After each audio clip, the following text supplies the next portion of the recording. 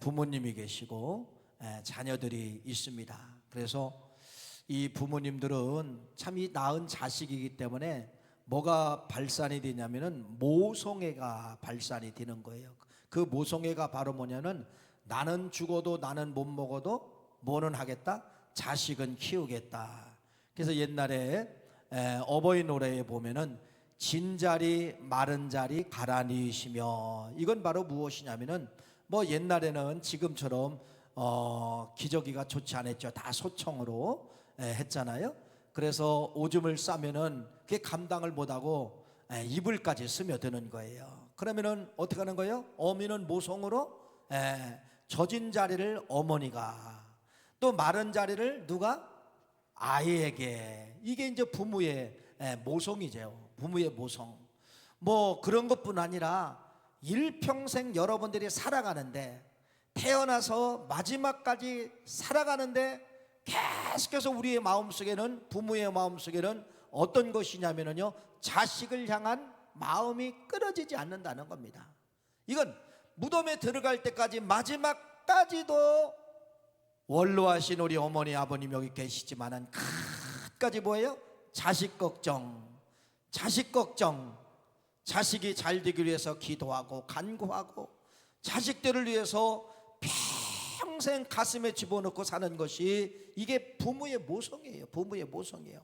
예를 들어 홍수가 나서 자식이 떠내려가면은요, 발만 동동 걸리는 것이 아니라, 모성은 바로 뭐예요? 죽는 줄 알면서도 어떻게 하느냐? 물속으로 들어가는 것이, 이것이 모성과 부성이라는 것입니다. 뭐 때문에 그래요? 가족이라는 것 때문에 그렇잖아요. 그렇게 평생 부모님들이 안 먹고 못 먹고 자식들을 가르치지만은 마지막 돌아가실 때까지는 자기의 모든 재산을 또 누구에게 유산을 주시는 겁니까? 자식들에게 다 유산을 남겨놓고 가십니다. 그래도 부모님은 갈 때 아무것도 가지고 가는 것이 없어요. 왜 그래요? 가족이라는 것 때문에. 가족이 뭐예요? 피를 나누었다는 겁니다. 내가 낳았고 피를 나눴기 때문에 가족을 위해서 희생하는 것이, 이게 모성과 부성이다, 이렇게 말씀을 드릴 수가 있습니다. 여러분, 오늘은 여러분들에게 이런 가족관계, 이런 가족관계가 어디까지 성경은 범위를 넓혀가느냐, 여러분의 보이는 가족만 가족이다, 이렇게, 이건 생물학적 관계예요. 생물학적 관계를 뛰어넘어서 성경은 어디까지가 가족이냐, 이걸 말씀하고 있어요. 이걸 여러분들에게 이제 말씀을 드릴게요. 그래서 결론 부분에 말씀을 드리려고 하지만은, 이것이 바로 뭐냐? 예수님과 여러분들은 가족이라는 겁니다. 피를 나눈 형제다. 이걸 여러분에게 말씀을 드릴 것이고, 그래서 여러분들이 구속사적 이러한 가족관계를 성경에 분명히, 성경에 기록되어져 있는데, 이것을 오늘 내 것으로 만들면은 옆에 있는 이웃이 남이 아니라 내 형제요, 내 자매로 보여진다는 것입니다. 여러분, 우리는 평생 어디에 사로잡히냐면요, 생물학적 교육에 사로잡힌다는 겁니다. 생물학적 교육. 생물학적 교육이 뭐예요? 여러분, 유치원에 가면은요, 그 아이들 책이 있어요. 네가 어떻게 나왔느냐? 엄마 아빠가 결혼해서, 엄마 아빠가 사랑해서 네가 나온 거야. 아이들은 어려서부터 이 그림으로 내 인생의 존재는 누가 만들었다고 생각하는 거예요? 엄마 아빠가 나를 만들고 나를 뭐했다? 낳았다. 이게 평생 지워지지 않아요. 성경은 그 이상의 차원에 대해서 이야기하는데, 아니야, 어려서부터 그 그림 한 장이, 어려서부터 그 책에 나온 그 그림 한 장이 평생 지워지지 않냐고, 내 생각 속에 DNA처럼 남아가지고 어떤 것이 들어와도 그것이 지워지지를 않는다는 것입니다. 지금도 마찬가지인 것이죠. 그런데 여러분, 오늘 말씀을 통하여 우리는 이런 생물학적 교육을 뛰어넘자는 겁니다. 성경에서 말하는 내가 누구냐, 내가 어디서 왔느냐, 나의 존재가 어떻게 만들어졌느냐, 이걸 말씀하고 있어요. 그래도 여러분, 성경에 보니까 여러분, 세상에요, 하나님은 우리의 인생의 오장육부까지 만드신 분이 누구다? 하나님이시다. 읽어볼까요? 시편 139편 13절 말씀 이렇게 기록합니다. 읽어보세요. 시작. 주께서 내 내장을 지으시며 나의 모태에서 나를 만드셨나이다. 여러분, 이 엄청난 오묘한 말씀이 이미 진리의 말씀인 성경에 기록되어져 있어요. 여러분의 생물학적으로 부모님이 여러분의 내장을 만든 것이 아니라, 심장을 만든 것이 아니라, 간과 장기를 만든 것이 아니라 뭐라고 했어요? 누가? 하나님이 여러분의 장기를 만들었다. 여러분의 눈, 입, 코, 입, 귀 모든 것을 누가 만들었다? 하나님이 만들었다. 그래서 여러분의 부모님의 몸을 사용한 것뿐이지 실제로 만든 것은 누구라는 거예요? 하나님이 여러분을 만드셨다. 이렇게 말씀을 하고 있는 것이에요. 여러분, 이것이 이미 성경에 내가 누구냐, 부모님이 만든 것이 아니라 누가 만들었다는 거예요? 하나님이 이미 부모님의 태 속에 있을 때 내장을 만들고 간을 만들고 장기를 만들고 이목구비를 만들고 모든 것을 만들었다고 하는 것이 시편 139편 말씀을 통하여서 우리에게 정확하게 시편 기자는 그렇게 이야기하는 거예요. 내가 누구냐, 내가 누구냐, 내가 어디서 왔느냐, 이걸 정확하게 설명하는데, 여러분들이 이 말씀을 통하여서 오늘 생물학적 교육을 뛰어넘어서 진리의 말씀이신 성경, 살아계신 하나님의 말씀이라는 성경에서는 나를 어떻게 만들었는가를 한번 깨달으시기를 간절히 바라며, 예레미야 선지자는 조금 더 넓게 이제 해석을 하는 겁니다. 예레미야 1장 5절 말씀을 화면에 나옵니다. 한번 읽어보세요. 시작. 내가 너를 모태에 짓기 전에 너를 알았고 네가 배에서 나오기 전에 너를 성별하였고 너를 여러 나의 선지자로 세웠노라 하시기로. 예레미야 선지자는 조금 더 뛰어넘어서 뭐라고 말씀하느냐, 너희들이 엄마 아빠가 생물학적 관계를 갖기 전에 내가 너를 만들어 놓았다는 겁니다. 야, 이게 믿어져요? 여러분, 믿으셔야 됩니다. 성경은 인간의 지식을 가지고 믿는 것이 아니에요. 인간의 지식을 가지고 판단해서 이 정도는 믿을 수가 있다, 이게 아니에요. 성경은 진리이기 때문에, 진리는 인간의 언어로 이해가 안 되는 게 진리입니다. 진리예요. 근데 진리의 말씀은 뭐라고 이야기합니까? 너의 시작은 부모의 시작이 아니라 먼저 하나님이 너를 창조하셨고 만드셨고, 만드신 그 핵을, DNA를 부모님에게 넣어주심으로 말미암아 부모님 몸을 사용해서 너희들이 이 땅에 나왔다, 이렇게 말씀을 하고 있는 것이에요. 그런데 이러한 엄청난 오묘한 말씀이 있어도 참 이게 믿어지지 않지요. 안 믿어져요. 안 믿어져요. 어떻게 그러냐 이거예요. 참, 우리는 이 현실 속에서 우리를 이게 받아들이기가 너무너무 힘들다는 것입니다. 힘들어요. 그러나 여러분 잘 보세요. 자, 그러면은 생물학적 관계에서 말하는 엄마 아빠가 만나서 네가 나왔다, 네가 만들어졌다, 이렇게 유치원에서 생물학적 교육을 시킵니다. 자, 그러면은 제가 늘 장례식장에 가면은 빠지지 않는 설교가 있어요. 죽음이 무엇이냐, 살아있는 것이 무엇이냐, 이걸 설명합니다. 죽음이 무엇이냐면은, 죽음이라고 하는 것은 내 안에 어딘가에 붙어있는 영혼이 빠져나가면은 사람이 죽었다고 이야기하는 겁니다. 아무리 영혼이 어디 있습니까? 영혼이 있다는 건 거짓말입니다 라고 이야기해도, 여러분, 영혼이 빠져나가면 사람은 피가 멈추게 되어 있어요. 영혼이 빠져나가는 순간 여러분, 세포는 그때부터 뭐하기 시작해요? 썩기 시작을 한다는 겁니다. 아무리 환절하게도 여러분, 영혼이 붙어 있으면 사람이 피가 움직입니다. 영혼이 살아 있으면은 여러분, 살이 썩지 않습니다. 메말라는 갈수에서도 썩지 않습니다. 우리 몸속에 그래 뭐가 있다는 거예요. 여러분, 지금 여러분이 다 살아 있잖아요. 들리잖아요. 반응하잖아요. 움직이잖아요. 뭐가 있다는 거예요? 영혼이 육신과 붙어 있다는 것이에요. 그럼 이 영혼 부모님이 만들 수 있어요? 여러분, 영혼 부모님이 만들 수 있어요? 여러분이요, 내 자식을 만들었다면 솔직히 말씀을 드려서 지금 이 모습으로 안 만들었을 거예요. 엄마 아빠가 상의해서 내 큰아들 만들자, 큰딸 만들자 했으면 여러분 이렇게 안 만들었어요. 키는 185 이상, 머리는 쥐에 150 이상, IQ 150 이상, 얼굴은 이렇게 잘생기고 장동건처럼 잘생기고 뭐 이렇게 기가 막히게 조각을 했을 것입니다. 그러면 부모님이 만들었다면 여기는 다 남자들은 장동건이 앉아 있는 거예요. 장동건이. 그런데 내 실력이에요? 아니에요. 절대로 여러분 할 수가 없어요. 지금에 현존하고 있는 지구상의 인구가 한 80억 명 돼요. 80억 명. 그러면은 창세기 이후에 지금까지 수천 년, 6천 년의 역사가 흘러나왔잖아요. 6천 년 동안에 얼마나 많은 사람들이 왔다 갔을까요? 지금 사는 이 인구가 80억이면은 앞에 인구까지 하면은 여러분 수조억 명의 사람들이 이 땅에 왔다가 갔다는 거예요. 자, 그런데 신기하신 사실, 여러분 어떤 게 신기한지 아세요? 여러분, 지문입니다. 지문. 이 지문은 80억 명 세계 사람 다 찍어봐도 이 지문, 이 손바닥에서 찍혀지는 이 지문, 엄지손가락에 그 요 조그만 손 안에서 찍혀진 이 지문이 여러분 80억 가지를 지금 만들 수 있어요? 지금까지 온 인구까지 따지면 여러분 수조억 명의 이 조그만 지문 가지고 여러분 각기 다르게 만들 수 있어요? 없어요? 못 만들어요. 누구만이. 이게 그래서 하나님이 나를 만들었다는 증거예요. 이런 것이.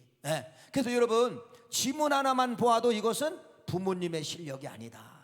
누가 그린 거냐? 여러분 그림 그려보세요. 80억 번을 여러분 그려보세요. 각기 다른 그림이 나오나? 안 나와요. 못 나와요.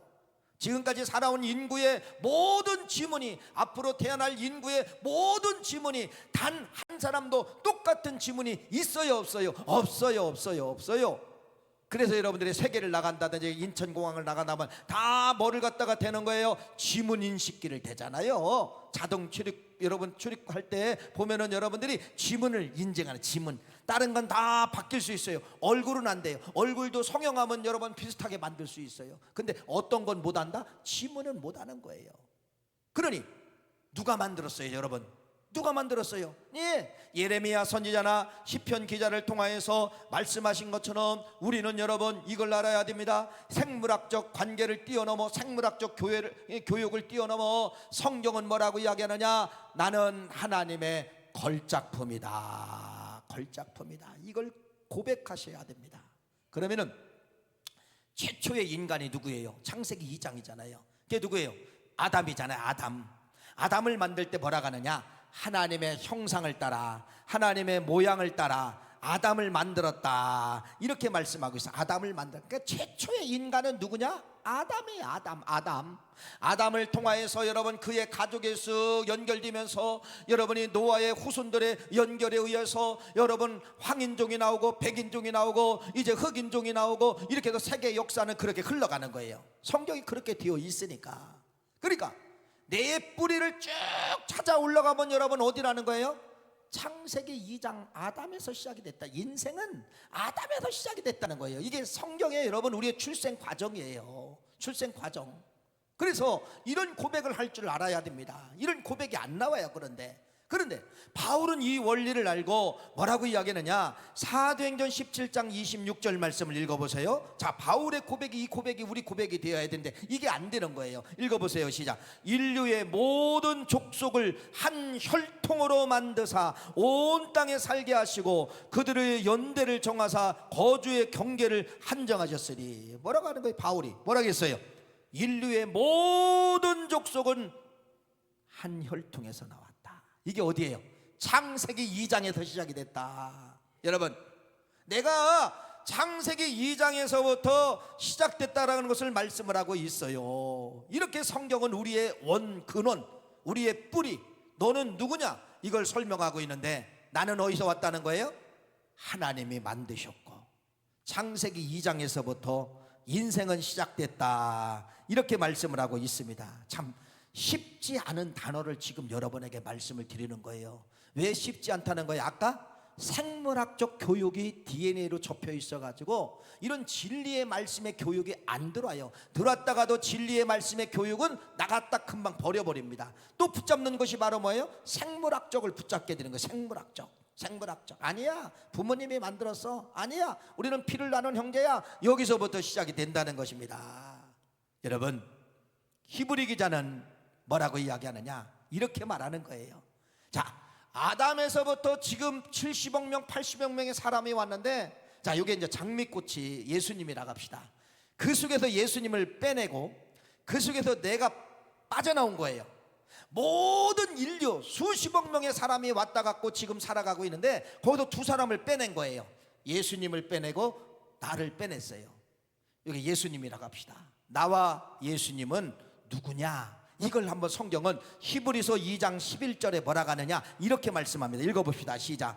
거룩하게 하신 이의 거룩함을 입은 자들이 다 한 근원에서 난지라, 그러므로 형제라 부르기를 부끄러워하지 아니하시고. 자, 여기 예수님이라고 했어요.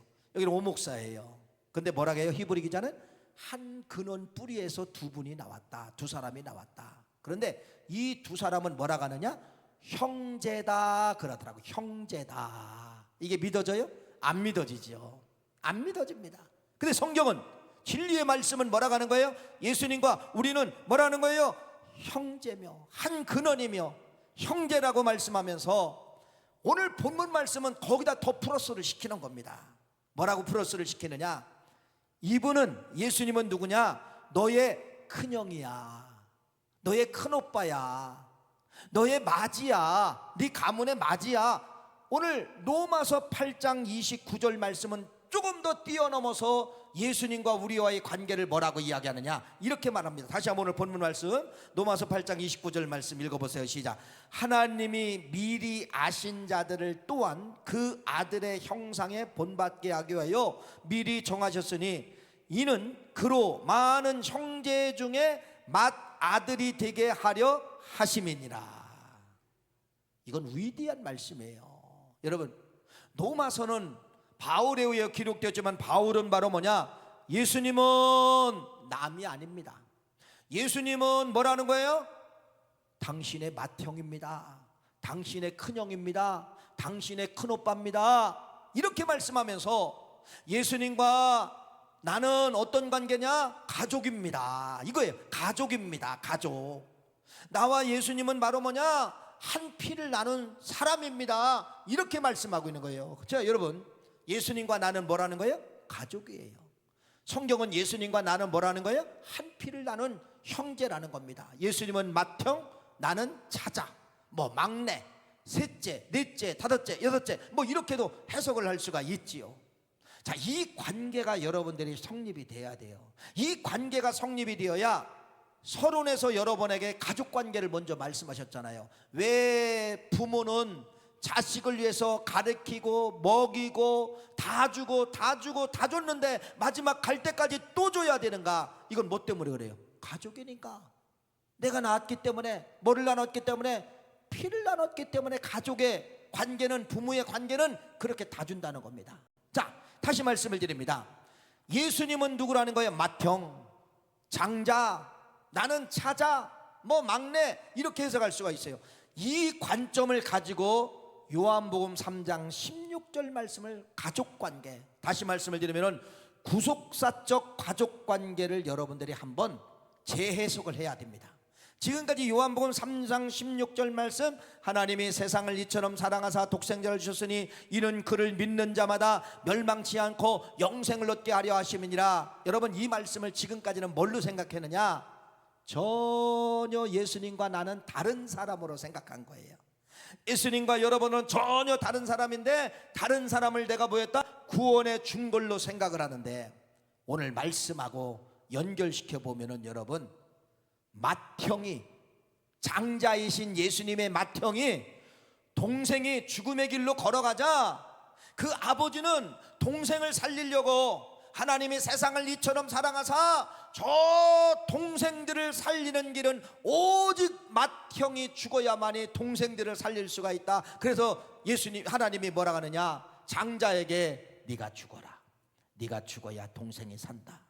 네가 죽어야 동생들이 산다. 그래서 이 장자인 예수님이 뭐라고 하느냐, 거기에 순종한 거예요. 아버지가 그런 뜻이라고 하면은 제가 죽겠습니다. 내가 죽고 동생들이 살아야 됩니다. 이게 바로 뭐예요? 요한복음 3장 16절 말씀이에요.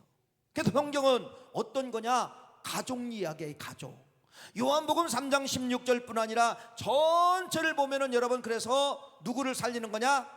가족을 살리시는 아버지의 마음입니다.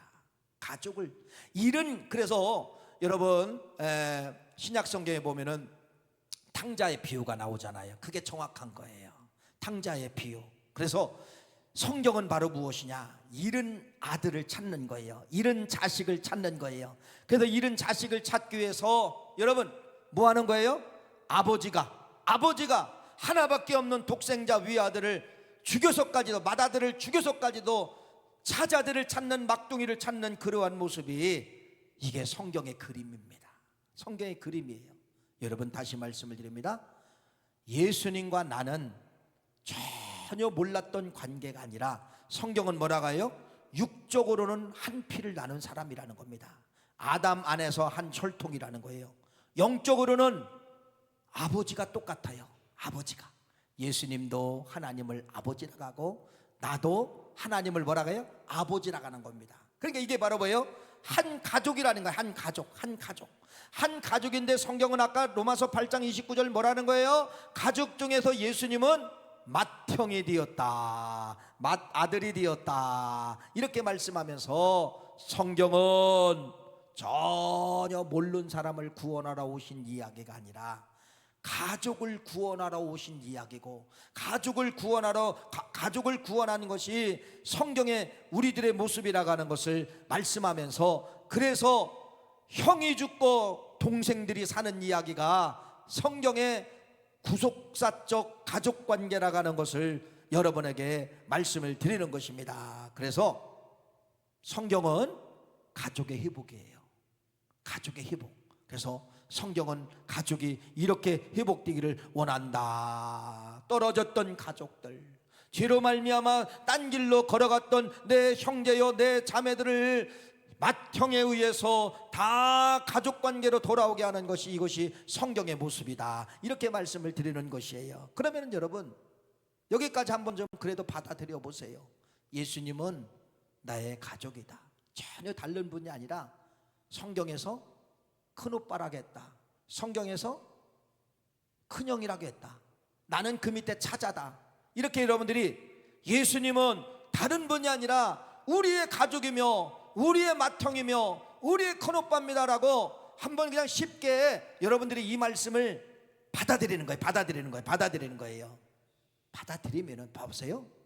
다시 여기가 장미가 예수님이라고 하고 제가 여기 나와 있어요. 두 분, 예수님과 나는 누구냐? 형제, 큰형, 동생.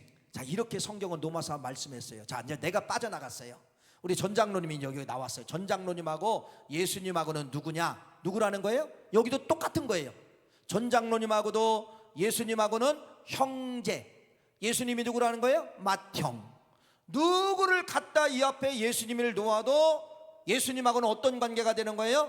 형제 관계가 된다는 겁니다. 형제 관계. 자, 그러면은 옆에 사람을 보세요. 옆에 사람이 이웃이 아니고 남이 아니라 누구라는 거예요? 형제입니다. 예수님이 여러분하고 비교해 보면은요, 여러분, 그래서 이웃은 남이 아니라 성경은 뭐라고 하는 거예요? 이웃은 가족이다.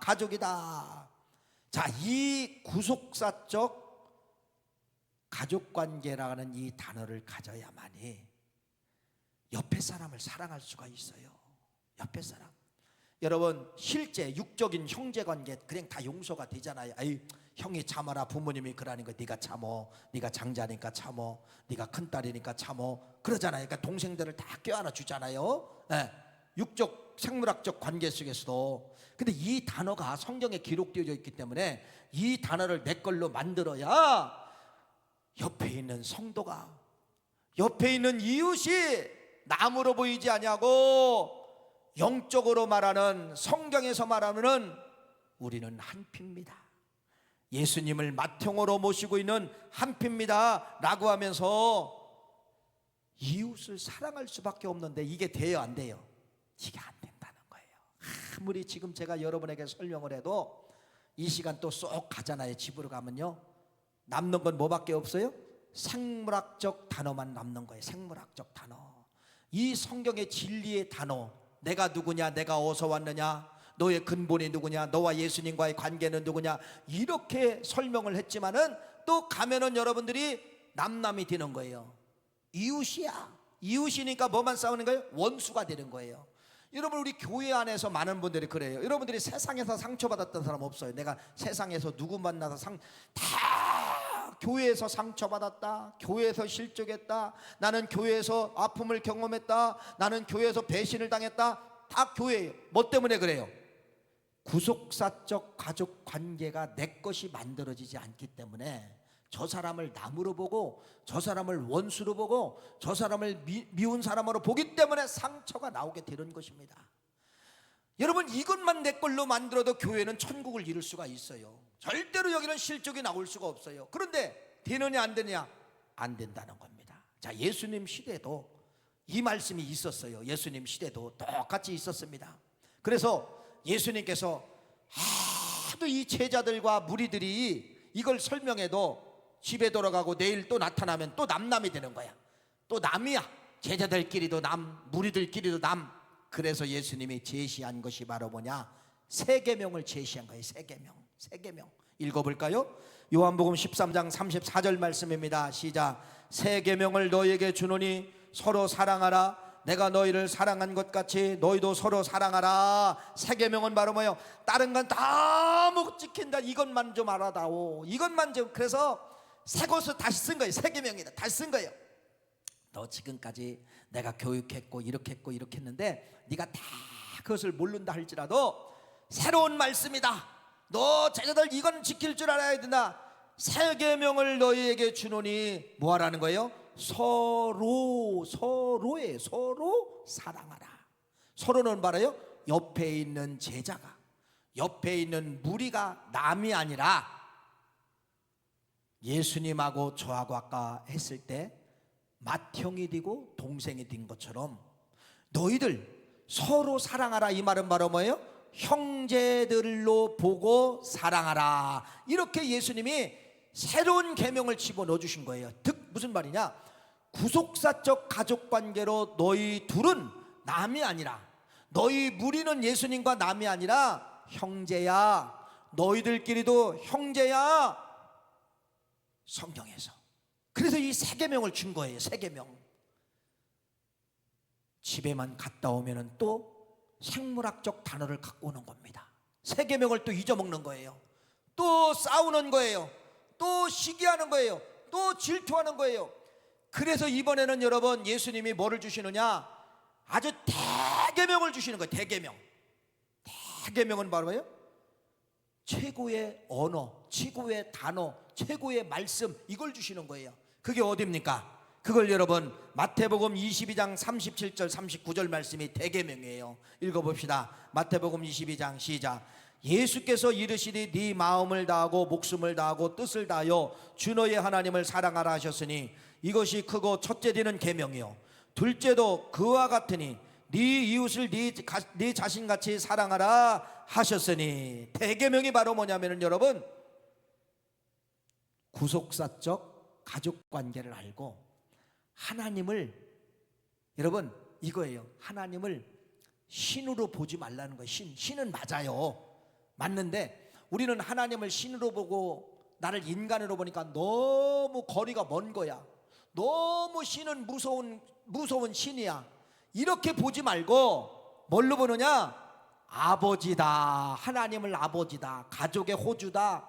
가족의 아버지야. 이렇게 대계명 속에 심어준 거예요. 그래서 누구를 사랑하라? 1번, 가족의 호주이신 아버지를 사랑해. 이렇게 대계명을 바꿔버린 거예요. 그러면서 두 번째는 뭐라고 번역하냐? 대계명 두 번째는 이와 같으니 네 이웃을 네 자신같이 사랑하라. 대계명을 주신 거예요. 이웃이 누구라는 거예요? 이웃으로 보지 말고 네 형제야, 피를 나눈 형제야, 성경에서 말하는 형제야, 성경에서 말하는 여러분 형제야, 이렇게 예수님이 대계명을 주신 거예요. 대계명을. 세계명과 대계명, 여러분 이렇게 혁신적인 말씀이 나왔는데도 믿어야 안 믿어요? 안 믿습니다. 돌아가면 또 잊어먹는 거예요. 또 뭐를 붙잡아요? 유치원 때 배웠던 그림책을 붙잡는 거예요. 아니야, 그래도 남이지. 아니야, 어떻게 너와 나와 같은 부모가 아닌데. 여러분 이렇게 생각을 한다는 것입니다. 여러분 이게 다 뭐예요? 우리를 망각하게 만들고 착각하게 만드는 것이, 이게 다 성경에서는 그렇다고 이야기하는데 우리는 아니라고 하는 거예요. 그럼 여러분들이 성경을 붙잡는 거예요? 뭐를 붙잡는 거예요? 아니라고 하는 건 사탄마귀가 거짓말 시키는 거예요. 사탄마귀는 거짓말장이라고 했잖아요. 성경에는 뭐라고 합니까? 아담과 하와에게 너 이거 따먹으면 죽어라고 했는데 마귀는 거짓말 시키는 거야. 아니야, 너 따먹으면 눈이 밝아져, 너도 하나님이 될 수 있어. 완전히 말씀을 바꿔버리는 거예요. 완전히 말씀을 바꿔버리는 거예요. 그래서 우리들이 왜 이렇게 진리의 말씀, 성경에서 말하는 말씀이 내 걸로 들어오지 않느냐, 왜 말씀을 붙잡지 못하느냐?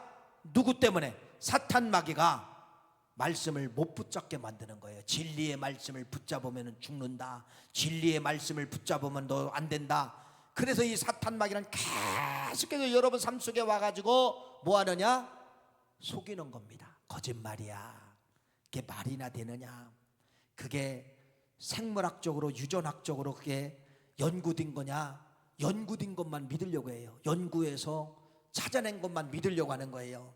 근데 여러분, 성경은, 진리의 말씀은 연구되어서 이게 만들어질 수 있어요? 아니에요. 그래서 이건 믿음의 눈으로 받아들여야만이 여러분들이 구속사적 생물학, 구속사적 여러분 가족관계를, 여러분이 예수님과 나와는 형제고 예수님은 나의 맏형이다, 성경대로 쓰여진 이 말씀을 여러분들이 받을 수가 있고, 어머니를 통해서 나온 건 맞지만은 만든 건 내장까지 오장육부를 하나님이 만들었다, 이것을 여러분들이 받아들일 수가 있는 것이에요. 자, 그러면은 믿어져요, 안 믿어져요? 안 믿어져요. 왜 그래요? 그걸 성경은 뭐라고 이야기하느냐? 눈이 닫혔다라고 표현을 합니다. 눈이 닫혔다. 성경에 보면은 예수님께서 이제 부활하시고 이 실족한 제자들이 엠마오, 세상을 붙잡기 위해서 엠마오로 내려가는 거예요. 근데 예수님이 이제 부활하셨잖아요.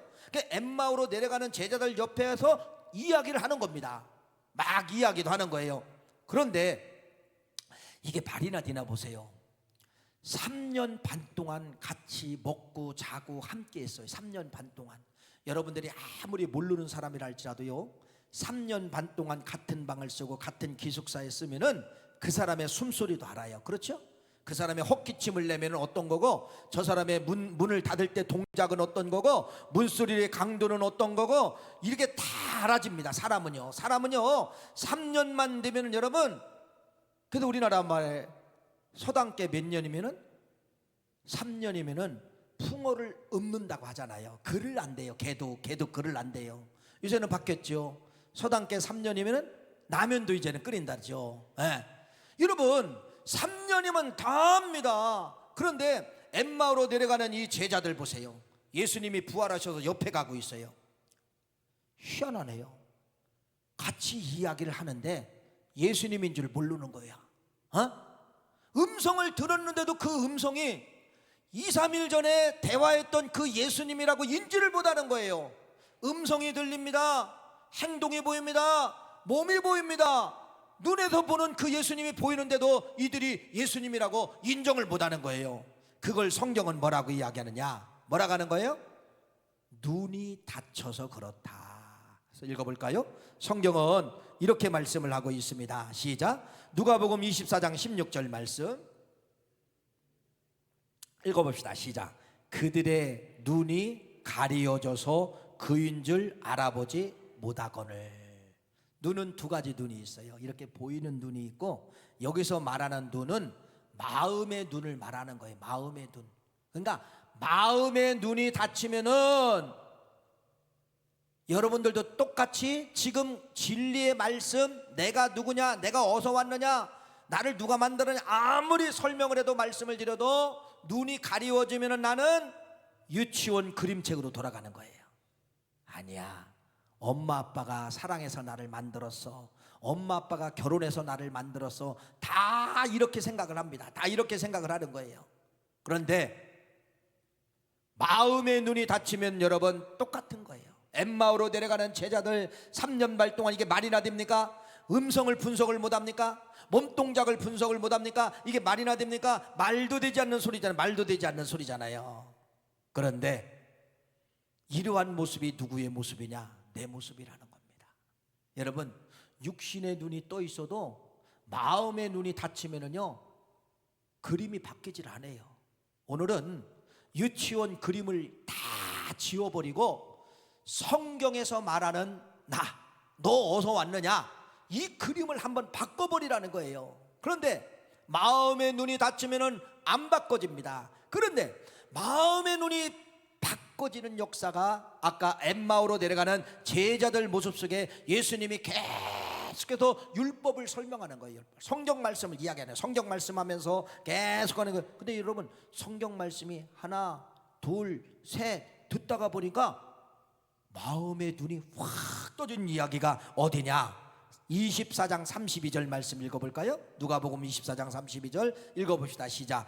그들이 서로 말하되 길에서 우리에게 말씀하시고 우리에게 성경을 풀어주실 때에 우리 속에 마음이 뜨겁지 아니하더냐 하고, 할렐루야, 말씀이 마음의 문을 열었다는 것입니다. 말씀이.